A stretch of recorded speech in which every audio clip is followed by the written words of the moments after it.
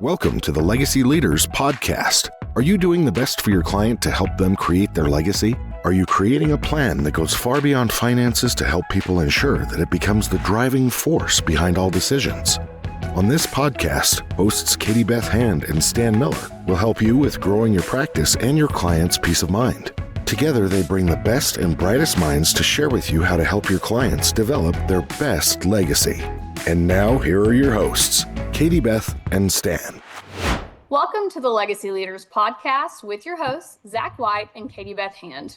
Our guests today are the President and CEO of Strategic Wealth Partners, Mike Mitchell, and Financial Advisor, Randy Rose. Mike and Randy, thank you both so much for joining us.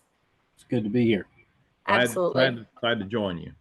Awesome. Well, so I'll start with a question for you, Mike. So as the founder of Strategic Wealth Partners, tell us a little bit about your background and what really inspired you to found the company.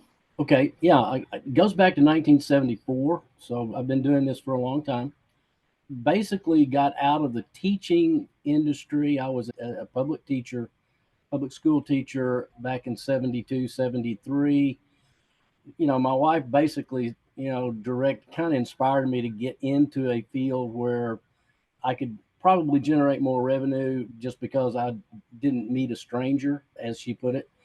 Got into the insurance business and kind of learned, kind of the ground floor stuff of life insurance sales to families and things of that nature. Kind of progressed up on into working with professionals, doctors and attorneys and CPAs and dentists and things of that nature, and then kind of expanded on into the business world. About 1988, I was introduced to a gentleman who was a New York-based economist. He was a NYU graduate, very smart, very brilliant man, who had devised a planning process that was totally different and unique from anything I'd ever seen. And after having been introduced to that and just instinctively knowing that is something that I should really bring to my clientele, because it was just an approach that nobody else took. It was very holistic in its perspective, very macroeconomic in its perspective, and it really focused on teaching people how to become more economically efficient with their planning decisions and with their money decisions. And, I began to study that. And then in 1995, so, I kind of tend to move slow on certain things. I kind of took a deep dive on really getting the background of it and learning it. And in 1995, I brought it into my practice. And I was at that time a career agent with a major insurance company. A few years later, I decided I had met Randy. Randy and I had kind of worked together with this insurance company together.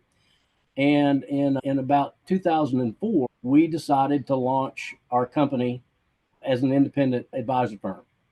And so Randy and I began to work together, bringing this planning process to to our clientele and to the people that we work with. So that's kind of the at the 30,000 foot level. That's pretty much the track that we ran on. No, that's great. I love that you mentioned that you really adopted that holistic approach. So for Zach and for myself, obviously we're on the estate planning side of things, so the flip side of the coin. But that is 100% how we feel about working with our clients. We know that the little piece of the puzzle that we do, the part we get to play, really works better when we are able to work with a client's financial advisor, when we are able to communicate with maybe their CPA or their insurance agent. Being able to put all of those pieces together really and have a lot of that information really helps us do the best possible job for our clients. So we really try to make that case to all of our clients when they come in for an estate plan. A lot of our clients don't have a financial advisor and need one. So that's part of the process that we walk them through and talk to them about why is that important. And then there are a lot of really unique things. I like that you talked about your background with insurance. There are a lot of really cool things in the estate planning world, strategies that we can use that incorporate some insurance pieces to really help fund some things that we plan. So I love the holistic approach. I always tell our clients, and Zach does too, the holistic approach to planning is the best way way to go. So your background is really cool and certainly something that we can relate to. And then for you, Randy, I know that you've also been working in, so Mike had said he had started this kind of in 1974. I know you've been working in this industry since 1977. So what is your backstory? What inspired you to become a financial advisor? What really sparked your interest in working in this industry? Well, part of it would be Mike, but I got started in the business in 77, as you said. Then I got out for a few years and started back strong in 87. And I went to work for a life insurance company. And during that time, I started doing some employee benefit work, and I got tied up with some estate planning and benefit planning attorneys in Mississippi.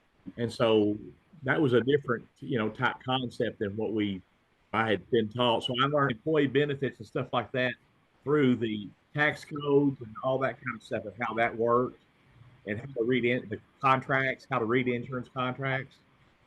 And also they showed me how to go to use that to get in to see the business owners and the presidents and start doing planning. That's where I started. And then I met Mike and he introduced me to the concepts we use now. And he started training me. And then we started this firm in 2004. I guess that's right. And then, of course, Mike is the principal now. I got out, but he's the owner now. But I still work with him because I think he's one of the best in the country. Yeah, that makes a lot of sense. That actually answers the next question that I had for you, Randy, which was what made you want to work with Mike and be part of this company? So that answers the question, unless you have more to add. Well, I would just say that one of the things that Mike did was he challenged me with his process that he'd learned, and he worked on my financial plan, and although I thought my financial plan was okay, he improved it drastically. Yeah, that's great. Yes, that's awesome. Well, okay, so to go from there for both of you, and I guess I'll direct this question for you, Mike. Do you guys have an ideal client base that you work with? Tell our listeners kind of where you're located. And then if you have an ideal client or an ideal type of client, what does that look like? Who is that person? Yeah, there is an ideal client. Obviously, anytime you're working with people in financial planning perspectives, you want to have you want to have some raw material to work with, obviously. But quite honestly, we have helped people who have a combined family household income, 75 to 80 to $100,000 and up.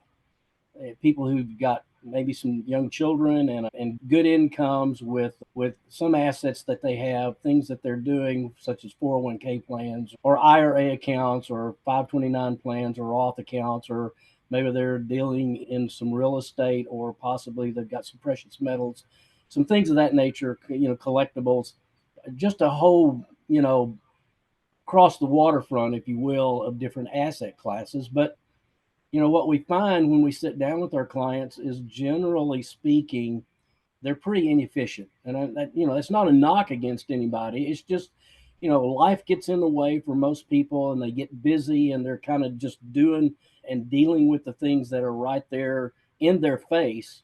And it's very difficult for them to pull back and think strategically about how do we make decisions, how do we position ourselves so that we can really, begin to grow our wealth, not just, just multiply it, but hopefully be able to geometrically begin to increase the value of our assets if we make some very smart economic positioning decisions. So that's what we try to do when we're sitting down with people, is teach them how to become more economically efficient. If we do a good job of that, what they will find is that they can maintain their lifestyle on less money, not change their lifestyle, but maintain the lifestyle that they have. Well, that translates then into new discretionary cash flows, which our modeling process identifies. We're able to capture those cash flows and then make a decision about where in their planning model they want to put that money to get the best results from a growth perspective. And that's just a holistic approach to growing wealth from a strategic standpoint. No, I love that. And I appreciate the fact that you really made a point for our listeners to explain. It's kind of, in short, you don't know what you don't know. And I feel like, and Zach would agree with this too. There are a lot of people that get very nervous about doing the estate planning side of things or the financial planning side of things because they don't want to look dumb, or they don't feel like they have the type of income or asset base they're afraid they're going to waste your time on the financial planning side of things. And so I really love that you talked about, kind of your ideal client is, we're not talking about the uber wealthy people. Your average American family household needs to do financial planning. And I think you'll agree with me when I say it's just like estate planning. The earlier, the better. Oh, So yeah. the earlier they can get started, the more probably I would guess you could help them with that. What are your thoughts on that? Well, yeah, from an estate planning standpoint, and part of our modeling process is to ask them and determine, do they have a testamentary will? Do they have that properly structured? Are they utilizing living trust in any way? And if so, what does that mean? If not, why should they even consider it? And what we like to tell our clients is this: from a whole efficiency process, everybody has different financial advisors that they work with. They probably got a banker and a broker or two, and an insurance agent or two, and an attorney and a CPA, and possibly even a trust officer. And, none of these people know each other. They don't talk to each other. Oftentimes, they don't even speak the same language. And so that creates a whole lot of confusion. It's kind of like walking into a concert where the orchestra is kind of warming up, and you hear all this cacophonous sounds going on. Everybody's playing their own instruments in their own little world till the director comes on board and raises the baton and everybody gets in synchronization. Nothing efficient or melodious or beautiful is going to come out of that. So that's kind of what we see our process doing, is bringing all their advisors together on one page, getting them communicating with each other so that they're making decisions that are focused on their issues, so that we can help continue this efficiency process. So that's a whole lot of what we do. Now, I love the term efficiency process. That's perfect. Zach, what are your thoughts on that? And what questions do you have for Mike or Randy? Well, Randy, I was going to ask you, you mentioned early in your career you had worked with, I think you said, some governmental benefits. Is there really any particular areas that strategic wealth partners have any type of special areas that they focus on, or that you guys maybe have a leg up on your competition? One of the areas that I do, of course, Mike trained me, and I do a lot of the same things he does. But I've started focuses in the last 5 to 6 years on public employees. So I have studied and trained in teacher retirement, federal, state, city employee retirement plans, and how they work and how to utilize them best. And so I do a lot of working with the public employees, showing them how most of them do not know how their plans work. They don't have any clue whatsoever. And so I show them how to make them work and what they expect when they get, and then I feel like I got an echo here. I don't know, y'all hear it. Yeah, I'm not sure what that is either. I don't know what it is either, but anyway. So I show them how their plan works, what they expect, what it's going to come, and show them how to enhance what they're doing. So most of them think they're going to retire on the same money they're earning while they're, working it. We all know that's not true. So once they see that, hey, I'll get 60% of my income, I can't retire on that. We show them how to enhance that. So you would be looking for people like teachers, police officers, any state employees that might work in administrative capacity. What about you, Mike? Is there anything that you particularly focus on that maybe some of your competitors don't? I don't know that I would say that's something that other competitors don't know about. What I have found is that most of the people that I've talked to that have had other advisors, they've never really had anybody talk to them about how to coordinate and integrate the strategic approach to making decisions about how they position their assets and how to get the most bang for your buck, if you will, with the least amount of risk and the least amount of tax impact on how you structure those assets. A lot of times you have people that are, unfortunately, what I call, policy peddlers or salesmen that basically are focused on selling a product. And when we sit down with our clients, we absolutely don't talk about product hardly at all. We're talking about concepts primarily and strategies built around those concepts so that they get the result that they're looking for as far as growing their wealth, not just growing it, but growing it safely and growing it in an environment that's going to be as tax friendly as possible so that when they do retire, they're going to have the best outcomes. So just the long range strategic planning approach is, I think, what is unique about what we do. There's not very many people that use the planning process and the modeling processes that we use. There's an intellectual copyright that's attached to what we do. So we pay a license fee to use this intellectual property. And there's probably only about 10,000 advisors across the country that actually are licensed to use this process. So that in and of itself kind of puts us in a distinctive category and sort of sets us apart. That's some good information. Everybody, when they're estate planning, thinks they know what they're doing or doesn't know what to do. What are some of the most common mistakes either of you have seen people make when they try to handle their estate planning on their own?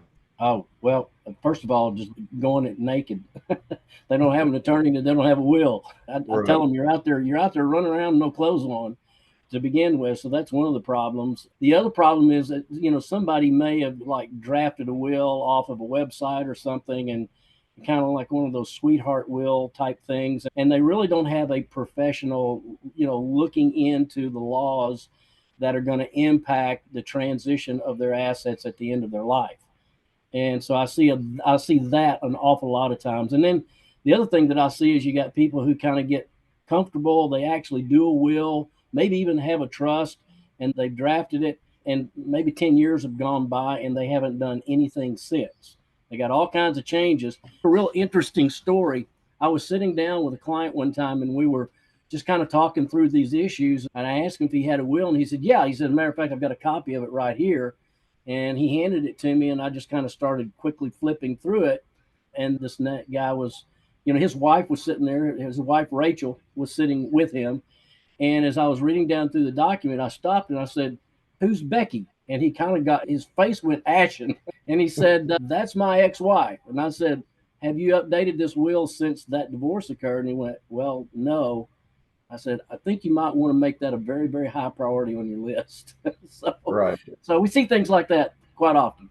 Listen, Mike, I'm going to take the last 45 seconds of what you said, and just Zach and I are going to use that as a commercial for estate planning. You would not believe how many people, and Zach would agree with this, you would not believe how many people really do make those mistakes. Number one, there are a lot of people out there, I blame it on the movie industry, who think that if they have a will, that's going to keep, that solves all the problems. That's going to keep them.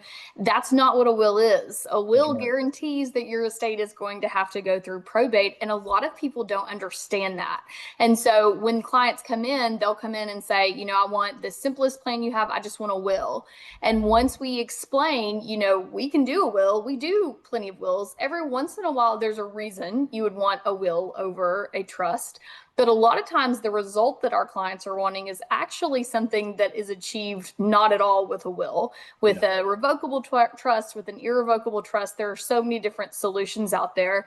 But a lot of clients really, they do a will or something simple, or they get it online. And then unfortunately, it's Zach's job to come along after that person passes and figure everything out and go to court and clean up the mess.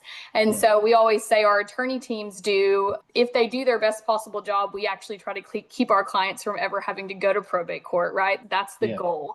And the other thing that you said, like I said, could be another commercial, and that is 100%. It's true whether you're in financial services, it's true in the estate planning world.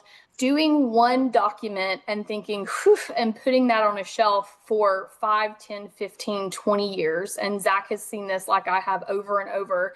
It's like buying a new car and parking it in the yard and not driving it for 20 years and then needing it and it doesn't start and acting surprised. That's exactly the type of issues that we hate having to clean up, because our clients genuinely believe that they've done the work they needed to do and don't realize that these things are things that have to be updated and continued on. It doesn't take a ton of time, but lots of life events happen in 5, 10, 15 marriages, divorces, births. we buy things, we sell companies, all of these different things happen, and all of those things really affect financial planning, and they also affect estate planning as well. Randy, you've been in the business for a long time as well. On the financial side or on the insurance side, since you guys both did some of that as well, what are some of the biggest mistakes that you've seen people make that you wish you could warn all of our listeners about? Well, about really understanding how to do a plan. And like I said, they come in naked. They don't see the importance of being diverse and looking at all areas in estate planning. I mean, whether it's investing or whether it's, life insurance, we see that, there's been a concept out there for years that just said, buy a term, invest the difference. And that's still out there and it's very heavy. But what happens when you get 70 years old and you've got a bunch of term insurance and you've got a lot of debt still, and now what do? Because it's going away and you've got no way to pay for it. Yeah. So we try to show them early. If you start early, do the things the right way and do all the planning, be diverse in everything you do, then you can relax and retire and know that your family's going to be taken care of. So one of the things that Katie Beth said when she was talking about different types of techniques of trusts and different results that we develop estate plans for is one of the things that Pinnacle does is, besides veteran affairs benefits, there's different estate planning for veterans, and there's also Medicaid asset protection planning. You guys do anything in either of those, I guess, service areas? Yeah, we do. But again, we specifically don't do them. We're kind of I guess, if you will, we're kind of the hound dogs that are out there, beating the bushes and the trails and finding people that have these situations that need a professional advisor to take them by the hand and direct them through the maze of laws and rules and regulations that they're going to have to deal with. So if we find somebody that has that kind of a situation in our planning process, we're going to want to reach out to, either an attorney that they know or some other professional that they know, or I think Mike stalled a little bit. no. Katie, you there? Yep, I'm here. I think you froze a little bit. Randy, are you there? I think Randy and Mike both froze. Well, I love everything that they had to say. And I feel like the financial services side connects so much with the estate planning side on things. And I feel like the advice we always get from our podcast guests is those things go hand in hand when we have financial advisors, financial teams on the call. So I'm so glad. It's always so enjoyable to hear from kind of the other side of things, what the thoughts are on that. So I'll go ahead and wrap us up as we are almost out of time, but we want to thank all of our listeners for listening to the Legacy Leaders podcast with your host, Zach White and Katie Beth Hand. And our guests today were Mike Mitchell and Randy Rose. And to get connected with Mike and Randy, you can find them on LinkedIn at theswp.com. And you can also find them on YouTube at youtube.com/strategic wealth partners -the SWP. And we will link all of those for you in the show notes so you guys can get connected with Randy and with Mike. Thank you all so much for joining us. We had a wonderful show. Thank you for inviting us. Thanks, Randy. We lost Mike some time ago, so I'm not sure where he went. I don't know. You missed the last thing he said? Part of it, yeah. But I guess we could cut it out or do it. Yeah, we can chop it. I went ahead. It was actually great because he did finish mid-sentence, but we just rolled with it because we had almost hit the 30. Oh, there he is. Hey, Yeah, we lost you, but we rolled on without you and just finished out the show. No problem. No, you're fine. So that was awesome. Thank you guys so much. That was a really good show. And I feel like we connected on so many different levels in the way you guys kind of do planning and view the work you want to do with your clients and the work that we do as well, for sure. Y'all are going to send us the link to this? Yes, we will send you a link. So here in about 4 weeks, it's usually about 4 weeks post-production. And Zach, you can turn the recording off whenever you get ready. But in about 4 weeks post-production, and then somebody from our team will reach out and we will send you the link to the show and the edited version, and then also some different graphics and things with your pictures on it that you can use. So you guys have full rights to post it on your website, social media. You're welcome to get as much mileage out of it as you would like to. And if you have any questions about anything in the meantime, don't hesitate to reach out. Zach and I are happy to answer any questions that you guys have. This was really great. You had some great information to share, so I enjoyed it. Great. Thank you for your time. We I did enjoyed too. Thank you, so much. Zach, Of course. Yeah. Thanks, guys. Zach, I'll see you later. Bye. You've been listening to the Legacy Leaders Podcast with Katie Beth Hand and Stan Miller. For more information on them and the show, please visit pinnaclelegacylaw.com. If you like what you've learned today, do share the program with your friends and subscribe wherever podcasts are found.